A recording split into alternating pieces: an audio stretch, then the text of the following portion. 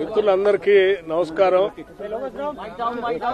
మీ అందరికీ నూతన సంవత్సర శుభాకాంక్షలతో పాటు సంక్రాంతి శుభాకాంక్షలు కూడా తెలియజేస్తా ఉన్నాం.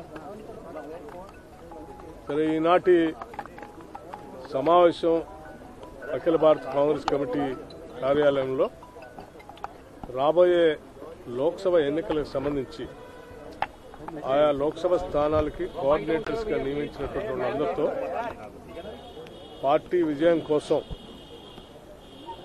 చేయబోయాల్సినటువంటి కార్యక్రమాలు, చేయాల్సినటువంటి కార్యక్రమాల గురించి దిశా నిర్దేశం చేసే కార్యక్రమంలో భాగంగానే ఈరోజు సమావేశం జరిగింది. నాయకత్వం అంతా కూడా భవిష్యత్తులో కాంగ్రెస్ పార్టీని తెలంగాణ రాష్ట్రంలో అత్యధిక మెజార్టీతో అత్యధిక స్థానాలు గెలిపించుకోవడానికి కావాల్సినటువంటి వ్యూహ రచన ప్రణాళికలు కూడా వారు కొన్ని సూచనలు చేశారు.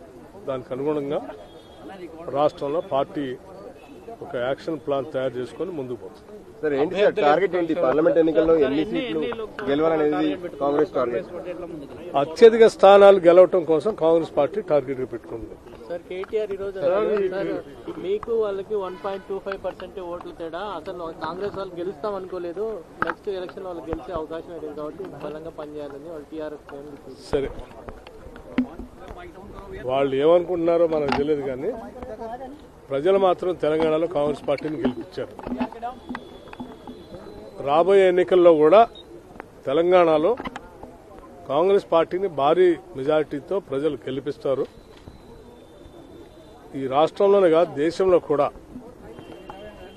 దేశ ప్రజల సంపద అంతా కూడా దేశానికే ఉండాలని, దేశ వనరులన్నీ కూడా దేశానికే ఉండాలని రాహుల్ గాంధీ గారి నాయకత్వంలో, ఖర్గే గారి ఏఐసిసి అధ్యక్షుడిగా దేశవ్యాప్తంగా ఈ కార్యక్రమాన్ని తీసుకుని ముందుకు పోతా ఉన్నారు.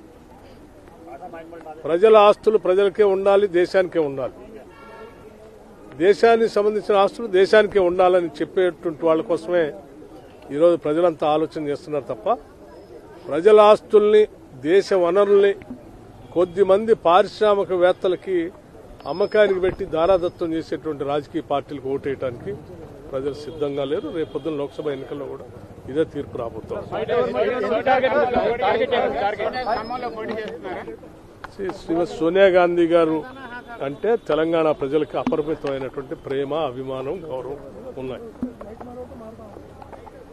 దశాబ్దాల పాటు తెలంగాణ కోరికని నిజం చేసినటువంటి సోనియా గాంధీ గారిని తెలంగాణ రాష్ట్రం నుంచి పోటీ చేయటానికి కాంగ్రెస్ పార్టీ పక్షాన్ని మేమందరం కలిసి ఏకగ్రీవంగా తీర్మానం చేసి వారిని అభ్యర్థించాం.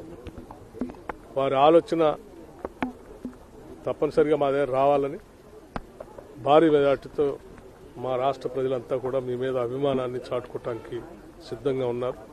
మా దగ్గర రావాలని కోరా. వారి కోరిక, మా కోరికని మన్నిస్తారని ఆశిస్తా ఉన్నారు.